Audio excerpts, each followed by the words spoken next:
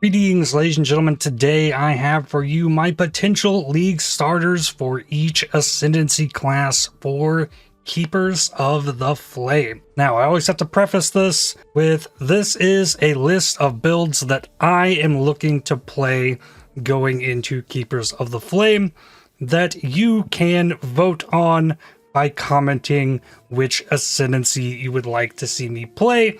I will put all of those votes into a giant wheel and spin it, and whatever it ends up being is the character that I will create at the beginning of Keepers of the Flame League. I will go into each of these more in depth, but this is a list of builds that I have not ever played, not have played recently, or things that I am interested in experimenting with. All of these ideas might not be the best for you to jump into Keepers of the Flame and play, but there are a bunch of fun ideas here, and I am interested in every single one of these builds. Now, a question I keep receiving is whether or not I am going to run a GSF for Keepers of the Flame. Yes, I absolutely am.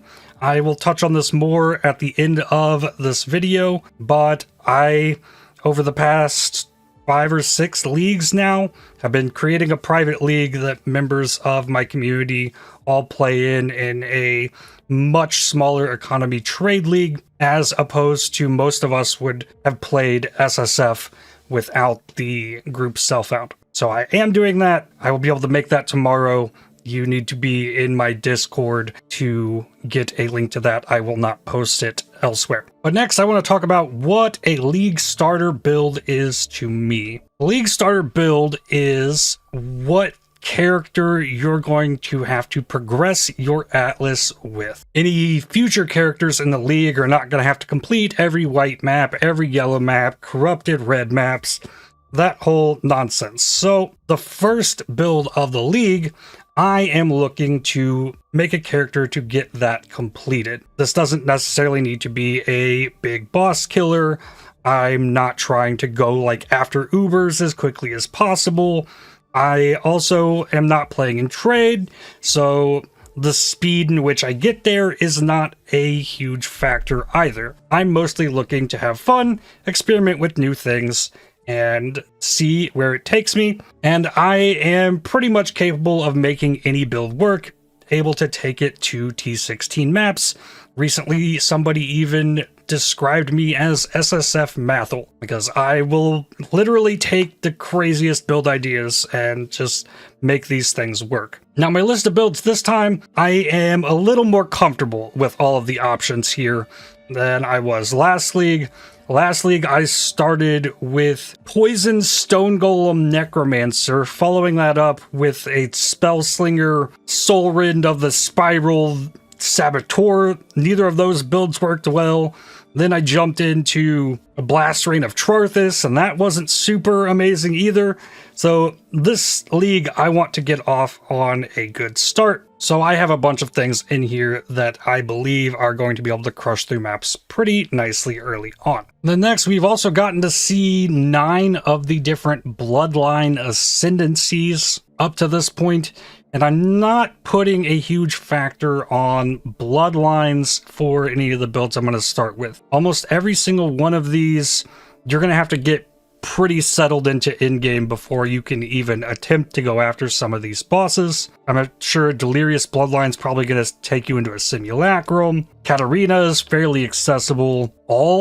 You can't really, I think, factor in having this as part of your initial league start push. While there are some really fun ideas in here for builds, you might not be able to actually get access to these before you're getting your first character through the Atlas. Though I do have a couple of ideas that I will mention on some of the builds, what I have planned there. And like I did lastly, I'll spin a wheel to determine the order that I go in going through these, as I will do at the beginning of the league. And we're going to start with Slayer. Remove that from the wheel. Now, I can't remember when the last time I played a Slayer was. I think what I was trying to do was use a Lionized Glare to get base crit on it from Overwhelm. This time, I want to bring out the boys with Vault Double Strike, using Impact to get extra melee strike range and deal more melee damage to close enemies. Also, really don't have to worry about accuracy taking Impact. You can get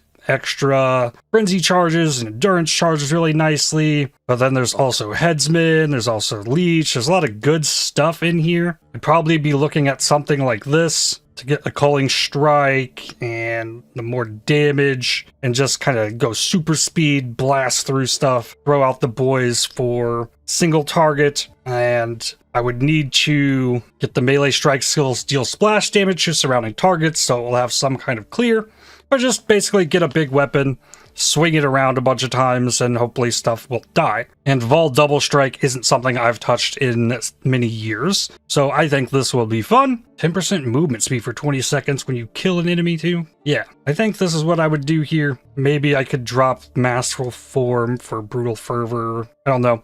That would be later on. But as with any of these builds, if this wins the vote and wheel spin, I will take this all the way up to red maps and at least get through Eater and Exarch. Next up, Necromancer. This time with Necromancer, I wanted to avoid minion build. I did that last league.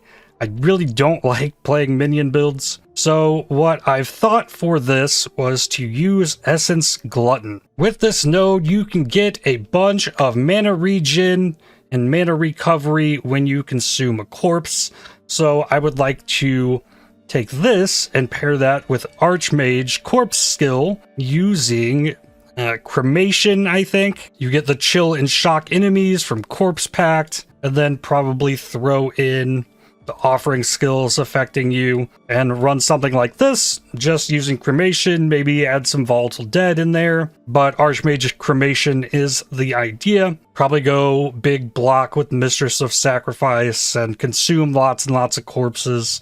Could even maybe get some body swap action happening, but I need to create a lot of corpses and stuff and blow them up. That seems like it would be fun. Might have to work into Mind Over Matter for defense rather than going more heavy into energy shield type things, but that would be fun for me to explore playing an Archmage build on an Ascendancy that is not a Hierophant. Gladiator. For Gladiator, I want to play some kind of bleed pop build.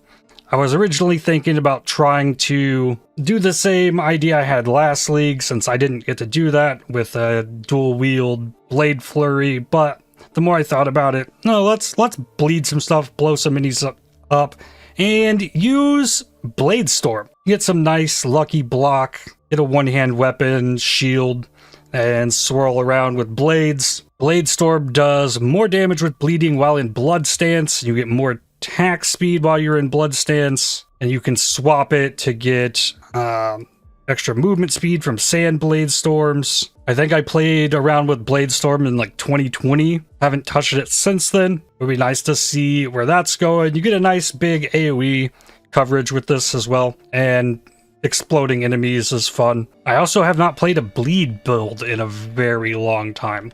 I do like dot builds in Path of Exile, but bleed is one that hasn't been on the menu for quite a bit. So it'd be fun to jump into Gladiator and try that one out. Saboteur. Last league, I tried to go with Spellslinger, Trigger Bots, and that didn't work out super well. This time, I would like to work Mines back into the mix, as I've not played Mines in very long time. And last league, Bomb Specialist got buffed for a chance for more area damage, and I figure why not just bring back the Glacial Cascade Mines. If you haven't seen Glacial Cascade Mines, with the amount of AoE scaling that you can get with Mines, it's insane.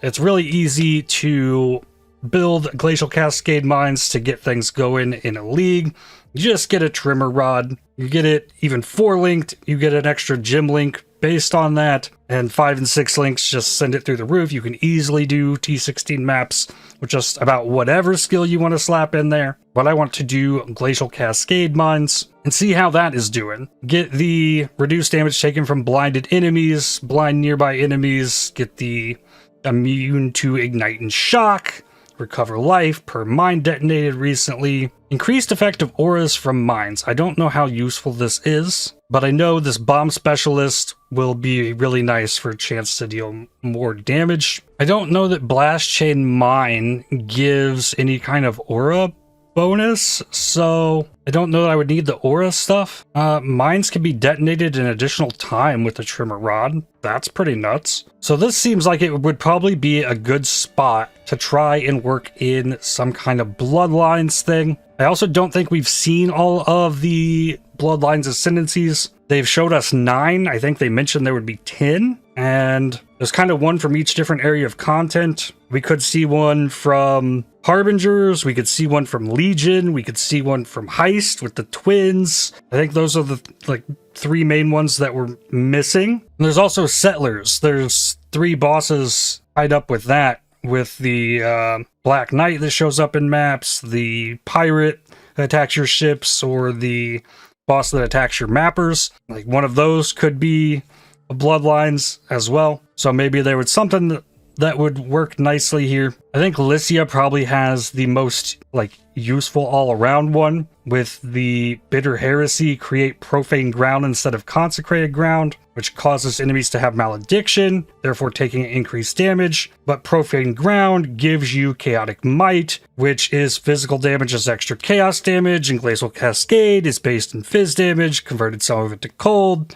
So physical is extra chaos, would be extra damage from that. It also gives you crit chance and extra curse effect with that. But then you have to complete Sanctum, though, and beat Lycia. So it's like, well, you need a character that can do that, or you need that character to be able to do that. So right off the bat, it's probably not a huge necessity. And then if I were to get my Uber Lab, I'd probably just take the AoE mine throwing speed stuff here until I can get that. But Glacial Cascade Mines, very fun. Would love to jump back into that. Trickster. Now, Trickster is receiving some nerfs.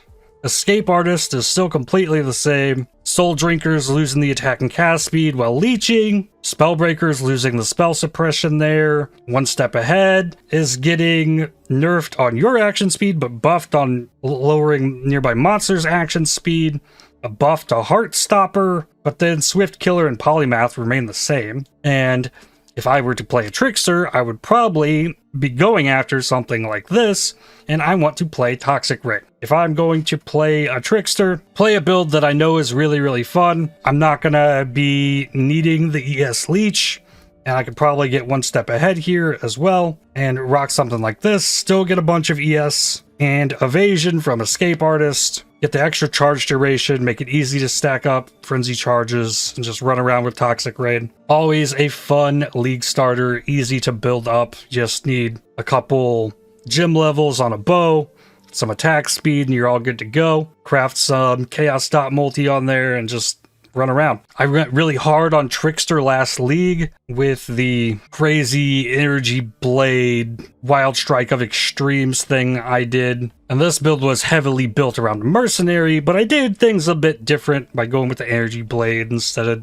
doing what everybody else was doing. And Whispers of Infinity is getting nerfed, so a lot of the normal things for Trickster are kind of a little more unknown. So I think if I were to go Trickster, just do something I know really well and focus more on the Toxic Rain side of things rather than Caustic Arrow. So a bunch of juicy ones on here, and yep, here we go. We get one. Elementalist. I've cooked up a really fun idea for Elementalist, but it's not necessarily something I could league start with. So if I were to get an Elementalist, I would be going Burning Arrow. All damage can ignite, so I can stack any flat damage on my bow, get Mastermind of Discord, get Heart of Destruction, get extra elemental damage against bosses, buff up the golems, have 3 of them that resummon, This node got nerfed to 50% increased effective buffs from golems, but that would be fine. I've played Burning Arrow before on Elementalist, and that was really strong, but I didn't really league start it. And I also think I was messing around with a transfigured version that didn't work super well. But there's also a new skill that I could work into this as well called Conflagration. Fire arrows into the air that rain down around the targeted area, dealing area damage on impact and leaving the arrows stuck in the ground for a duration.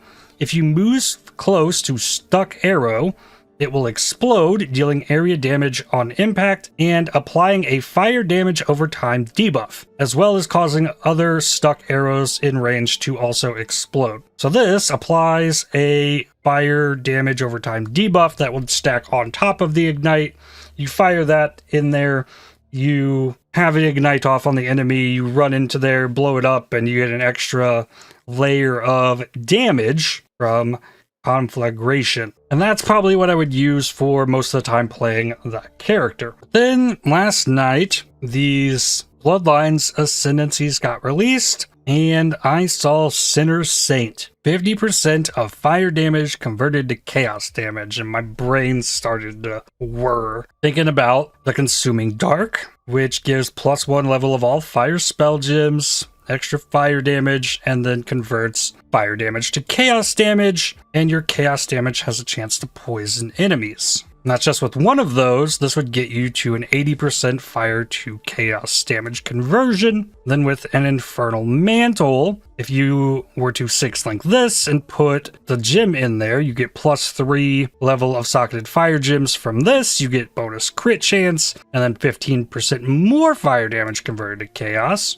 getting you to 95% conversion. The downside to this chest is you take increased spell damage when on low mana, so you need the mana to stay up for it. But what fire spell would you want to use to do poison? And my thought was to use Pyroclast Mine. Pyroclast Mine fires 3 projectiles, and quality gives an additional projectile. Fires an additional projectile for every 4 prior mines in detonation sequence, and the mines add flat fire damage to hits against enemies near it, stacking up to a ton. But then let's say we convert all of that to chaos and we use this to poison, you stack a big chain of mines, so you start getting a long detonation chain, you're firing a bunch of projectiles, but there's a Nova tag on Pyroclast Mines, so if you use Astral Projector, you can target all the projectiles on top of a single enemy and just rain down fire on that one enemy, and all that fire damage converted to chaos, and then you do poison, and you get the chance to poison because you have the Consuming Dark. My mind's just like, oh, that sounds really, really awesome.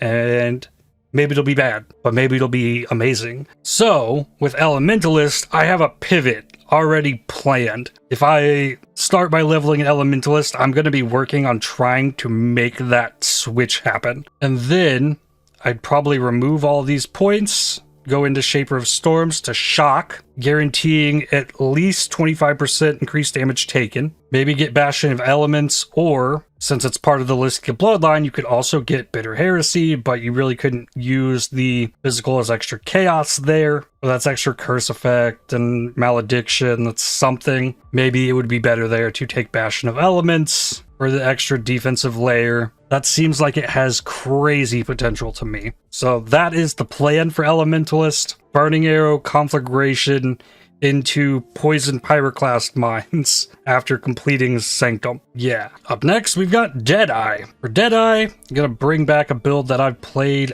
a bunch. We grab Far Shot, get 2 additional projectiles, get Gathering Winds and Wind Ward, but Wind Ward could be replaced with something else maybe, and play Spectral Throw. Spectral Throw and Spectral Helix are getting buffed in this patch, getting higher attack speed, and the quality gives an extra 10% more damage for projectiles that are pierced. So if you throw a Spectral Throw through an enemy and then it comes back through that same enemy, it'll do 20% more damage with the quality instead of the 10. And you can throw more of them faster. And it was already a really solid build to just kind of slap whatever on, do a bunch of elemental damage, and then you get all the additional projectiles from being a Deadeye.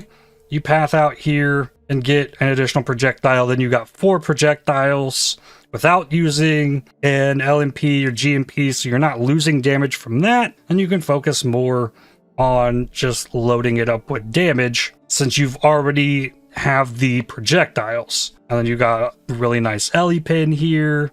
You can invert monster resistances, nice buff for marks if you want to throw an assassin's mark and you get big crits from that. Really easy to build, really easy to play, very fun. Could easily just like blast my way to endgame with a Spectral Throw Deadeye. And I figure since Spectral Throw got buffed, why not add that to the list of possibilities. Next up is Occultist. For Occultist, I would league start with some Essence Drain Contagion. Multiple people recommended, oh, use Blight of Contagion. I was like, no, I played Blight last time I did Chaos Dot. I think I would rather just do Essence Drain Contagion and see where that goes. You get additional curse here. You get all the things you need. Explode enemies that are cursed. Make it all nice and easy. But then, the exact same thought I had with the Elementalist, I could also do that with the Occultist with the Pyroclast Mines. Here we get the extra chaos damage. You wither enemies as part of the Occultist. Nearby enemies have less chaos resistance and life regen. You get the additional curse. For single target, you wouldn't need the explosions. You use that to convert the fire damage into chaos from Lycia. And then you can also use the Occultist to swap into Poison Pyroclast Mines. That is the thing. When I looked at Bloodlines Ascendancies and just looked at all the things, that's what popped into my head. So I've got multiple options here to get to that point with really different skills to get there. I haven't played Occultist in a long time, not since Vortex lost its instant cast time, because I really loved playing Occultist with that. Actually, I might have played a Wintertide brand on this, I don't remember. But Essence Drain Contagion, something I've not done in many years as well. Solid league starter. All the chaos dots got buffed last league as well, so it would definitely be strong. And then exploding enemies with Profane Bloom is also just fantastic. Really easy to build and gear this one up as well. Just cruise through to endgame. Juggernaut. This will be like the 3rd or 4th straight league that I have Juggernaut listed with Bone Shatter. I've still never used that skill. And for that, you definitely want Unbreakable. And then I think you'd want Unstoppable and Untiring. Regen a bunch of life, can get a bunch of accuracy, you can get the endurance charge generation, stack a bunch of armors so that you can take the damage reflected to you from the trauma stacks and stack a bunch of damage. And Bone Shatter now deals 3 to 6% more damage per trauma, and it was 2 to 4%. Now there's no changes to the Bone Shatter of Complex Trauma, which might still be able to scale higher than Bone Shatter, but you'd be able to just like throw this on and start getting more damage earlier than you could previously without having to run the lab. So since that's getting buffed, maybe this time we can play Bone Shatter if that's what you would like to see. I'm sure it's still a very solid skill. Then with the Delirious Bloodline, there's things you could work in here with Manic Episodes. While under Glorious Madness, gain a random touch debuff every 2 seconds. Using the skill again will remove it and the touch debuffs it inflicts, but you will be unable to embrace madness for a cooldown. Mania applies increased damage taken,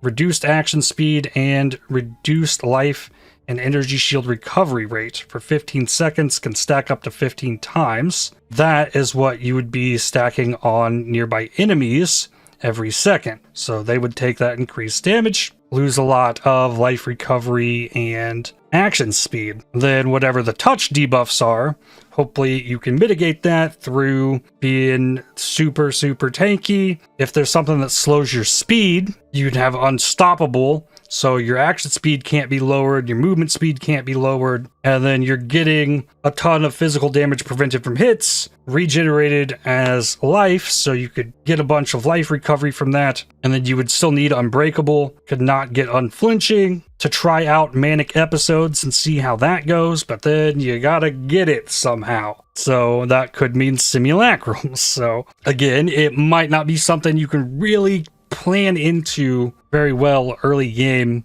getting into maps. but fun possibility nonetheless. And I hear Bone Shatter is pretty good. I am sure that would be a very solid league starter to go with. Next, we've got Inquisitor, first of the Templars. For Inquisitor, I want something just nice and simple. Use Lightning Conduit of the Heavens. This does a ton of lightning damage. You can stack a bunch of crit from an Inquisitor, deals extra shock, hits a bunch of nearby enemies. Big cast time on it, good effectiveness of added damage. Just stack a bunch of lightning. Lightning Conduit of the Heavens, gotta run lab. So would definitely take Righteous Providence and take Inevitable Judgment, so that you wouldn't have to worry about monster resistance, or you could use curses to lower resistance and get penetration maybe instead. If you can get crit cap though, Inevitable Judgment's really nice, so probably plan on that. Nearby enemies take increased elemental damage, and probably Sanctuary for Consecrated Ground. And you have Consecrated Ground around you while stationary. Well,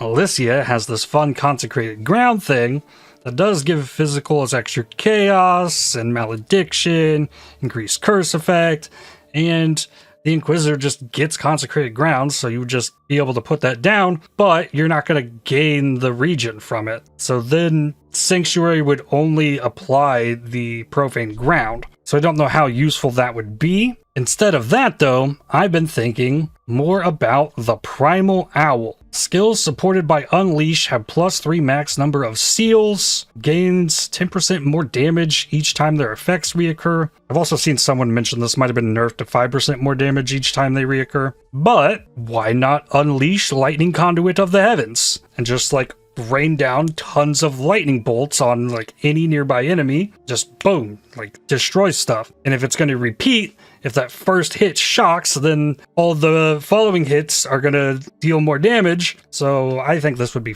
really, really cool. And Oshabi isn't the most impossible to get, just takes some grinding, gotta do a bunch of harvest. But this seems really, really fun. And then you'd have to sacrifice something, probably Augury of Penitence, and keep the Consecrated Ground for the recovery. If you're already shocking stuff, the enemies take increased elemental damage stacks on top of the shock effect, so it's not as effective as with no shock. I played Lightning Conduit of the Heavens before. It definitely did well, and I'm sure I could easily take this one to T16 maps as well. And here's the Ascendant. This one's a grab bag. If I go back to my list here, there was probably a bunch of people that joined into this video already knowing what they were going to vote for me to play before they even started watching it. Because we theorized this idea last time, and it received the most votes out of any possibility from the last league, and that is to play Ascendant. The first skill gem that drops, I will take to lab,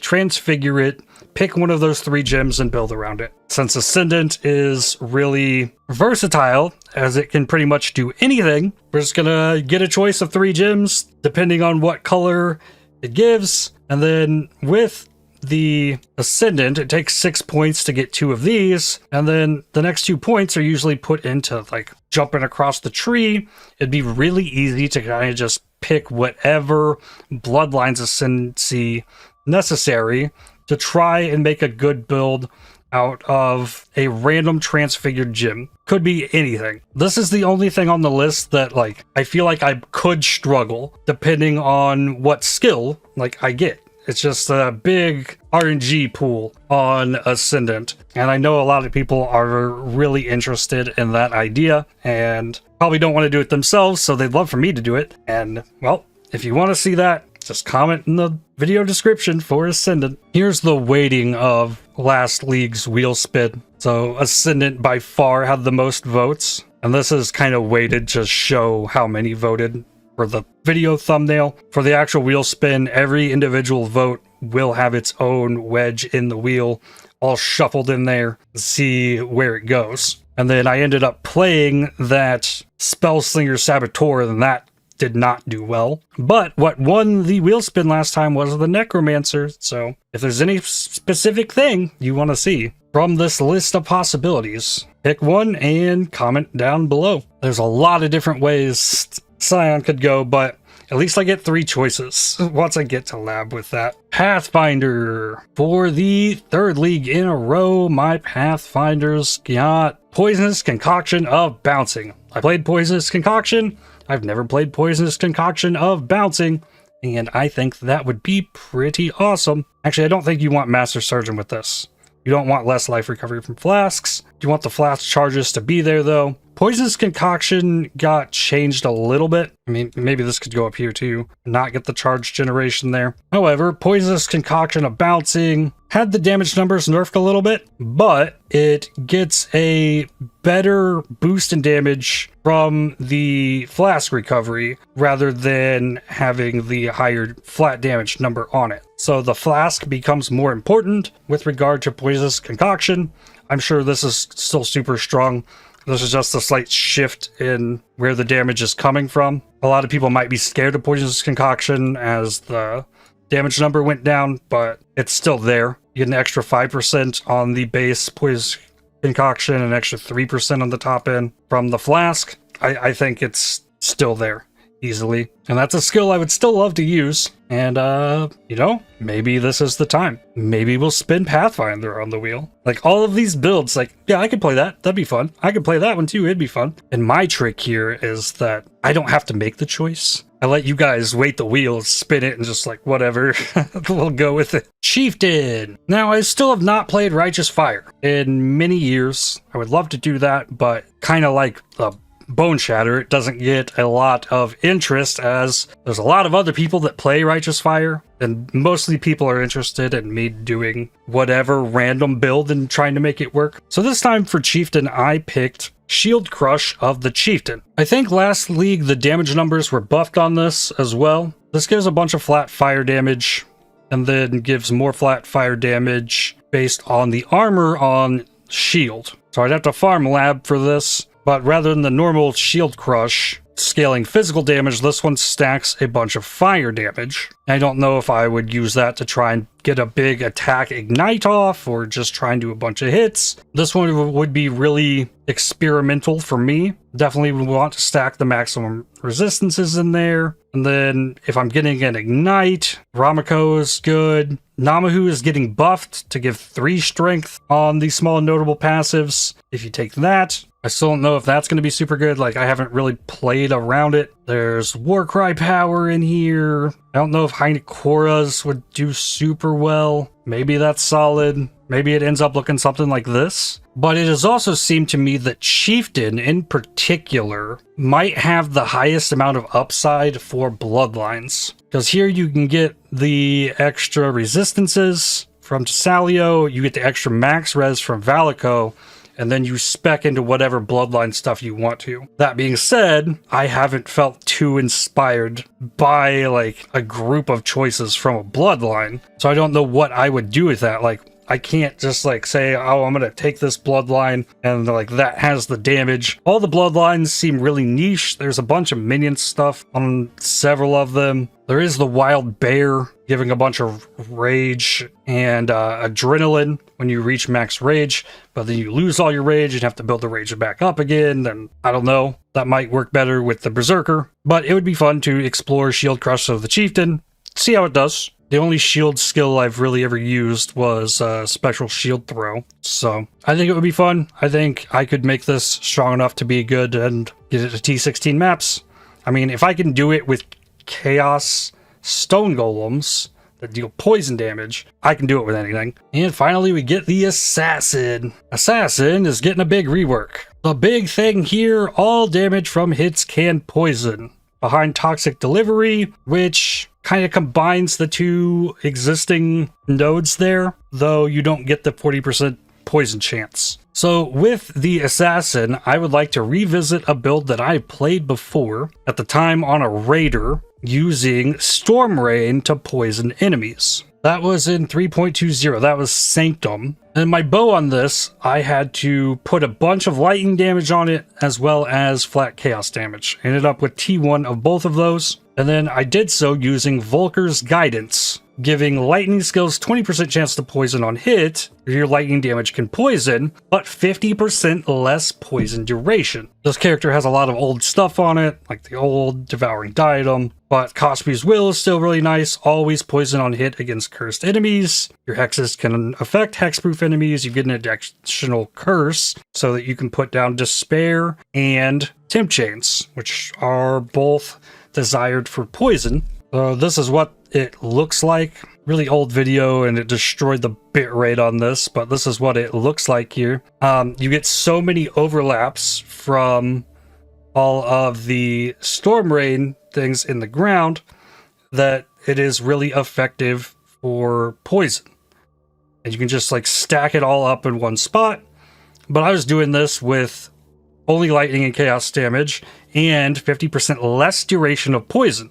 A really fun thing about Poison Storm Rain is that you can stack flat lightning damage, you can stack elemental damage with attack skills, damage with bows. My passive tree for this was grabbing some totem nodes because I was using totems to throw extra Storm Rains down, getting frenzy charges, getting the damage over time from bows. All this is damage from bows, damage over time with bows. You get poison stuff. You do need accuracy to make it actually hit. Lightning damage with attack skills was actually damage. Lightning damage with non-crits is lucky. I don't know if that still exists, does it? No, that does not exist anymore. But the big piece I ended up working into this was a sanctified relic that gave me elemental overload. Elemental overload gives more elemental damage if you've crit in the past 8 seconds, and since there's so many rains in the ground, you'll get a crit off eventually, so you don't have to stack crit, and you can put elemental overload on to grant you more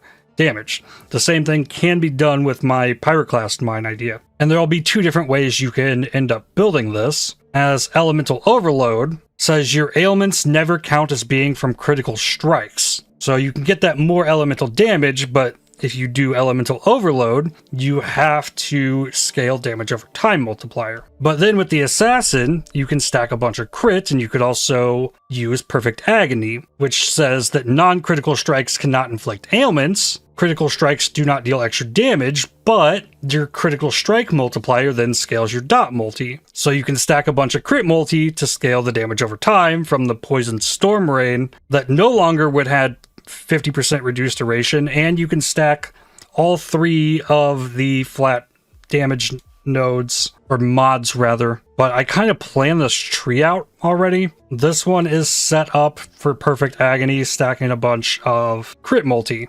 You get the crit stuff, you want to guarantee crits, and then I would get the unstable infusion for the power charges, and then probably death marked for the level 30 assassin's mark. And then marked enemy cannot evade attacks, so you wouldn't have to worry as much about the accuracy with death marked. And then you could stack more, just like as much crit multi as possible, but you could also do it a different way with the elemental overload, and there's a lot of options there. And looking at this PUB, like total DPS including poison, like that's a lot of damage. And the only thing I did here from my old build was took off the Forbidden Flesh and Flame that were on it, configured this for the new assassin. I didn't change any of the gear on it except the bow. I took the old helmet and gloves off. Like, this bow is not stacking any crit multi or anything.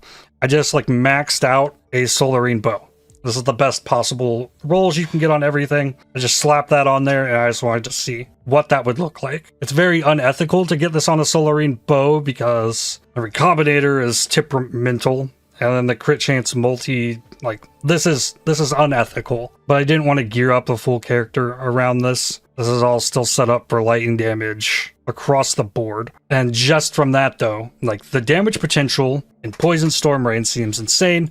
And that is with 25 overlapping beams, and you can put 100 in the ground. You can put 100 beams in the ground, provided you have enough attack speed and can get them down. The potential in Poison Storm Rain, just, oh yeah. If it's not the build that gets picked from the wheel spin, I imagine I will be playing this sometime in the league regardless, because I want to try that out.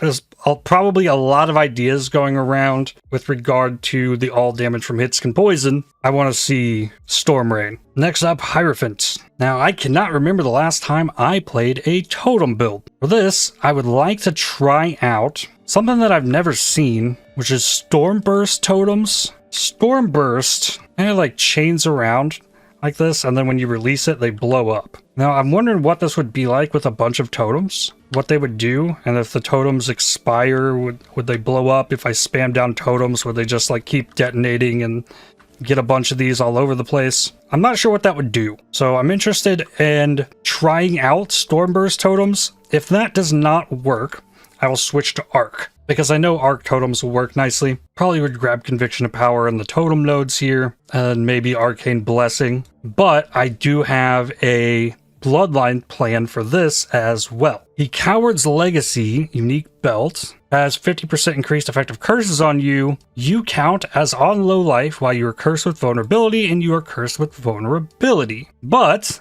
the Nameless Bloodline can't use amulets unaffected by curses +1 ring slot. So give up the amulet to be unaffected by curses, and then with a Coward's Legacy, like I wouldn't have this, I guess. You get a bunch of mana recovery from Ritual of Awakening, but then you just have to slap in Pain Attunement, and you do 30% more spell damage when on low life.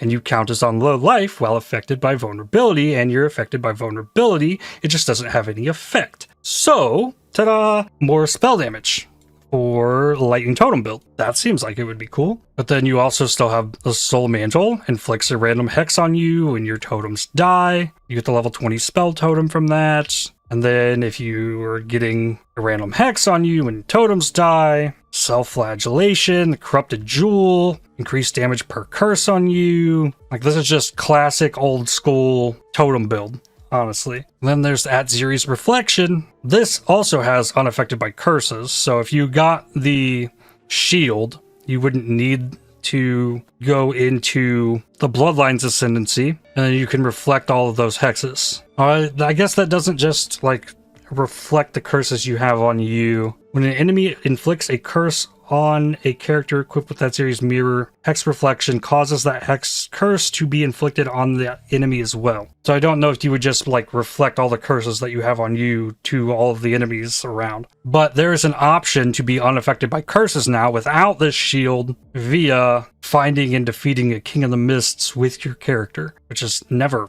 a simple task, but that's how you would go about it. And then you could go get that belt, you could get more damage from being on low life, and voila, that is just huge. So whether it be Stormburst totems or Arc totems, that is the plan there. Get a bunch of totems. Yeah, then you could get the shield then to get an additional summon totem. That would be huge for the totem build. Warden, Elemental Hit. Now has a base radius of 1.4 meters, previously 1, an attack speed of 120%, previously 100%, and has had its mana cost lowered. Elemental Hit is a melee strike skill that will choose an element at random, and it gives a bunch of added elemental damage, but it only deals damage of the chosen element. No damage of other damage types. You get a bunch of chance to freeze, shock, and ignite. And if the attack hits an enemy, it will deal damage in an area around them, with the radius being larger if that enemy is suffering from any ailment of the chosen element. It will avoid choosing the same element twice in a row. And then you can get more damage for each type of elemental ailment on the enemy. Warden seems kind of naturally suited for this. With Oath of Summer, the hits that would ignite instead inflict Scorch. You can inflict an additional Scorch on an enemy. You can gain Unbound Fury by inflicting ailments, 80% more elemental damage while unbound. That's there. The spell suppression you get from Lesson of the Seasons is now better, as spell suppression was just nerfed down to 40% instead of 50%. So there's a defensive option here, or you can go for like the almost always uptime tinctures, have 2 tinctures, stack tincture effect. You could also go for Hoarfrost, increasing freeze duration on target, and enemies you freeze remain frozen for at least 2 seconds. With Oath of Winter, So that's a possibility. And they made an effort to make changes to elemental hit. So I'm just curious to see like what it can do, what we can do with it. Elemental equilibrium. Hits that deal elemental damage remove exposure to those elements and inflict exposure to other elements at -25 to resistance. And since it can never choose the same type back to back, you can get that -25 resistances with elemental equilibrium with elemental hit. And then maybe you don't need as much damage on a weapon. Focus more on trying to get +2 socketed gems and percent elemental damage with attacks, as well as as much speed as possible. This would be an experiment, but it also has like these AoE explosions, and that would be something else that I've not done with a Warden. Seems like it would be cool. They buffed the skill. Let's try it out. That is, if you want to see Warden. There's lots of fun choices. Berserker. Last league, Berserker got a change, giving it Ancestral Fury. Strike skills also target the previous location they were used. I figure, well, if I were to play a Berserker, let's play Flicker Strike that also hits the previous location used, and that seems like it would be fun. War Cries exert twice as many attacks, so that would be solid. Extra attack speed from Rage. Increase Rage effect in here, but then you degen. I've never felt super great about that node. More damage for increased damage taken. That's never super good. With a Flicker Strike, you really don't want to take increased damage. 30% of Life Leech is instant in there. If you didn't want to take this, maybe something like that. There's options. It would be something I just need to explore. Getting the twice as many exerts out of an Ancestral Cry to hit extra targets as you're flickering around would be really, really good. And maybe this is where you would get the Wild Bear. +10 to max rage, lose all rage on reaching maximum rage, gaining Adrenaline, which gives more damage. It's attack speed, physical damage reduction, and then you should be attacking so fast that you just build the rage back up. That seems like it would be good. Probably actually better than taking Rite of Ruin or Aspect of Carnage. So yeah, I think I would do something like that. Oshabi's a little more accessible as well. And Flicker Strike is just a blast to play. Guardian. I'm really not too fond of Guardian, as it doesn't seem like there's too much you can really do with it. I would definitely get Unwavering Crusade, stack the Elemental Relics. And I was thinking something like this right here would be solid to maybe branch out as well into a Bloodline, if there was anything that I could really like spec into with the Bloodline and do something else other than minions with this. But I haven't really seen anything I really want to do. So probably just get the block. If you've attacked your cast recently, just run Absolution, Vol Absolution. It's a really easy early clear. Run an Absolution and you get all these extra auras, and you have the Sentinel of Radiance as well. And oh yeah, it has random shrine buff every time. Yeah, do that. Random shrine buff. So like maybe I could do something like drop this here, get a Bloodline, and say like, oh, I'm gonna play like Spectral Helix on a Guardian, trying to use all of the 3 different auras that I get. That'd be kind of cool. But for the league start, just Absolution. It'll be easy. It'll crush. Go for it. That leaves the champion. Last league, I had the idea to play an Impale Cyclone build. In this league, Cyclone now deals 20% more damage at all gem levels. Well, okay then. Let's get some Fortify. Get an extra Impale hit. Extra Flat Fizz for each Impale on enemy. Not have to worry about accuracy with Worthy Foe. And then you could get extra attack speed armor with Unstoppable Hero. Work in First Strike Last to Fall. Work in some kind of banner thing with Inspirational. There's options. This is the main gist of it. Just run around, big fizz weapon, and inflict impales and spin to win. Cyclone's always fun. Every time I've really played Cyclone, it's been more elemental based, so I'm curious to see what this would do. Permanently intimidate enemies that are on full life. That's solid. I'm sure it would be really fun. And then, yeah, never go wrong with a spin to win build, I think. So maybe I could make this good. Maybe it'll be strong. And I think since Cyclone would hit enemies often enough, I don't think I would work an Impaler here, because I would pull all of the impales off the enemy before the 5 seconds, and I'd be able to impale them again. So I'd want to just stack up the impales and keep them at max impale with the Cyclone. Stack a bunch of impale effect, bunch of fizz damage, pride. I think that finishes out all of the ascendancies and what I am willing to league start for each of them. And then if you want to vote and get yourself a wedge on the wheel,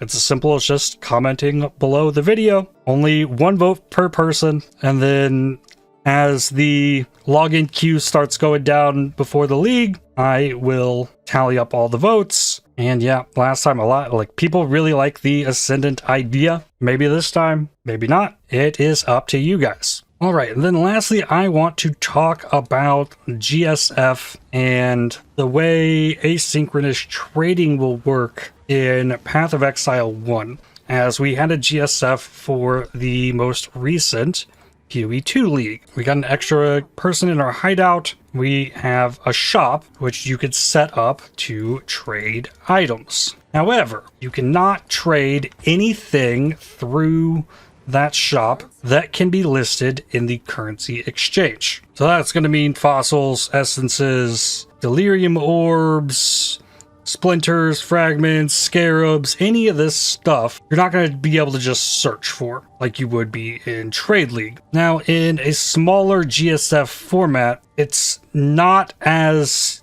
useful to use the currency exchange, but these shop tabs are very, very useful as far as trading items.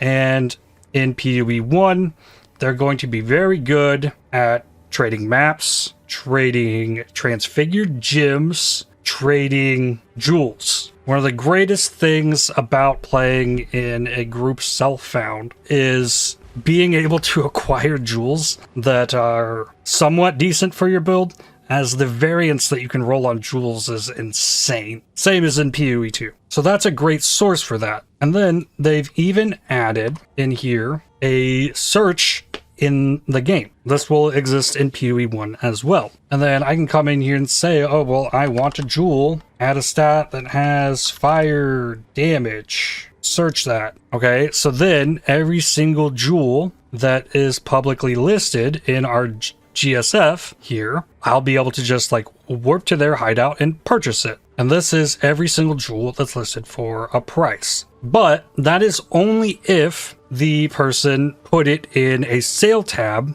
and put it for trade that you can get easily. So let's say I want this jewel here. You can click this button, warp to their hideout, where you can then visit their shop. It'll highlight the item where it's at, and then you have to pay a gold cost with the currency price they have set. Take it out of there, currency's gone, and then they'll have a tab in their stash to collect said currency. And you can see these holes in here, like people in our PoE 2 GSF, like we're actually like trading for these things and getting these jewels and whatnot. But then this is a really, really big thing when it comes to GSF. Let's say I want this same jewel as fire damage, right? But I want to check to see any jewels that anybody else has that they didn't put in their shop tab. You can do that by setting this to any up here and in the sale type. Set this to any. And now I'm seeing any jewel with fire damage on it, whether it has a price on it or not. So now I'm seeing these that don't have a price on it. So like I have one in my stash, and I can get a full look at all of the different jewels that are not put in the thing to instantly buy real quick. That is because in our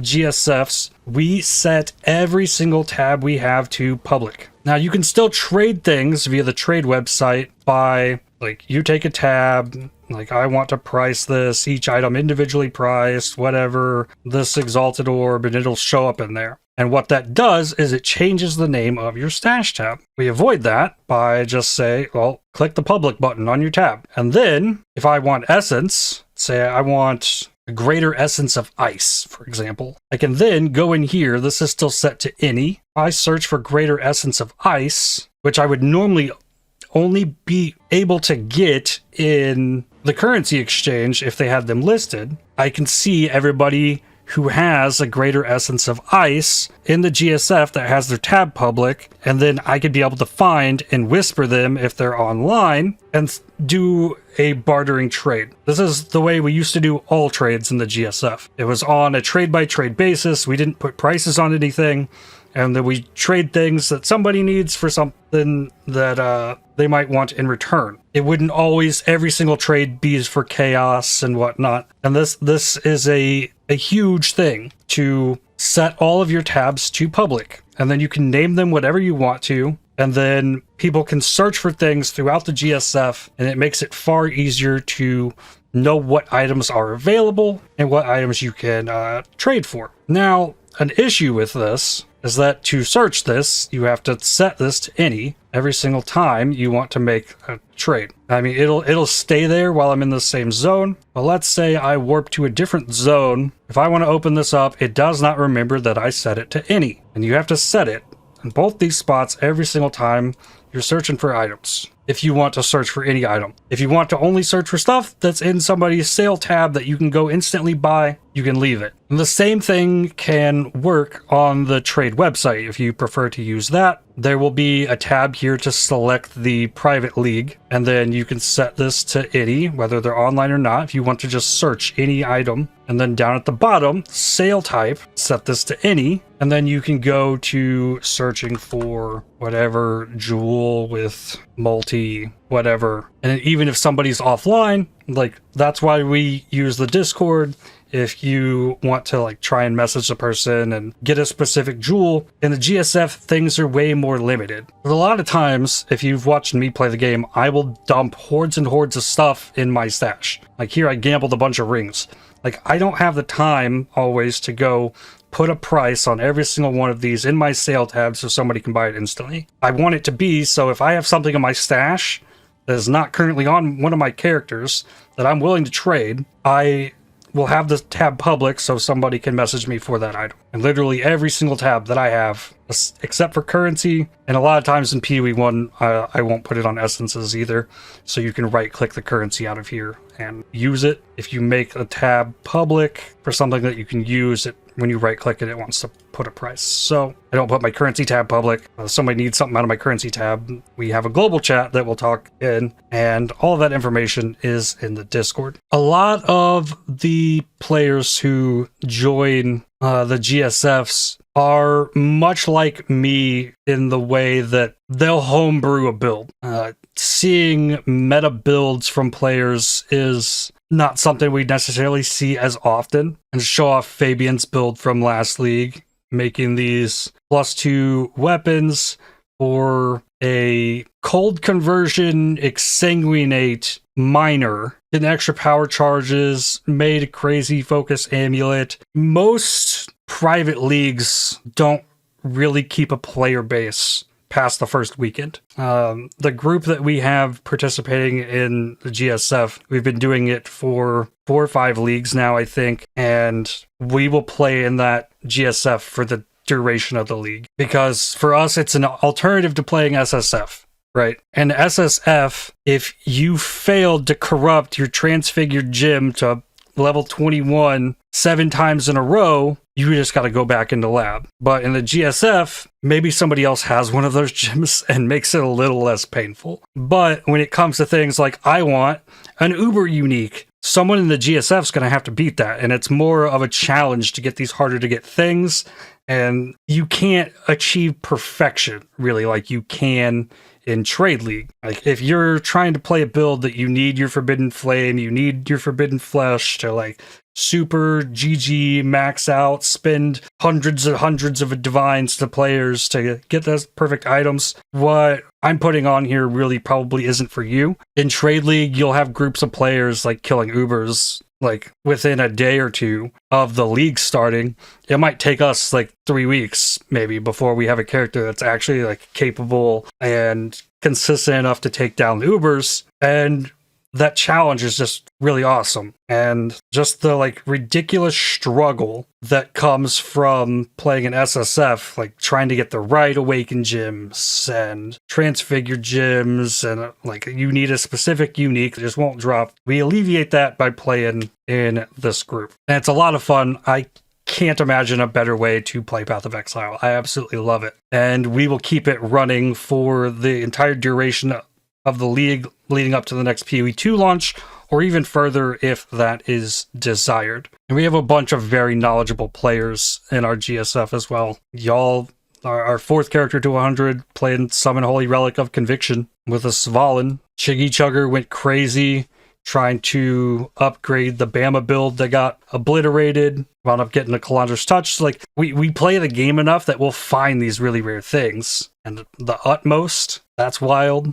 I don't know if that came from the GSF or not. These characters are in Mercenaries League now. And then Beamer Bow was our first character to take down Ubers, I believe. Switched from a Bama build into like Ball Lightning of orbiting, dual wield, stack as much damage as possible, and was actually like taking down Ubers early on in the league. And we've got a Righteous Fire Chieftain. There's no restrictions on what build you play. Forbidden Rite of Soul Sacrifice, like that was the hot thing last league. Mage Blood on Glodian's character, and we just like push each other to those heights that you might not get to playing solo self-found. It's super fun. Could not recommend it enough if you're looking for a fresh new approach to playing Path of Exile. But that's going to do it for this video. I am super excited for Keepers of the Flame Breach rework, and the big thing for me is more than the bloodlines is going to be trying to find crazy Foulborn uniques and using that to create builds in a way that we've never been able to use them before. I think the potential there is insanely massive, and I'm greatly looking forward to that aspect of this league. And who knows what I'm going to be league starting. You'll have to tell me what you would like to see. But with that, I'd like to thank you for watching. If you enjoyed this video, definitely hit the like button as it really helps the channel out a lot. Subscribe to make sure you don't miss more videos from me. If you'd like to help support my channel, please consider using the super thanks, the heart icon just below the video, or by joining to become a member. And I'll see you on the next one. Cheers.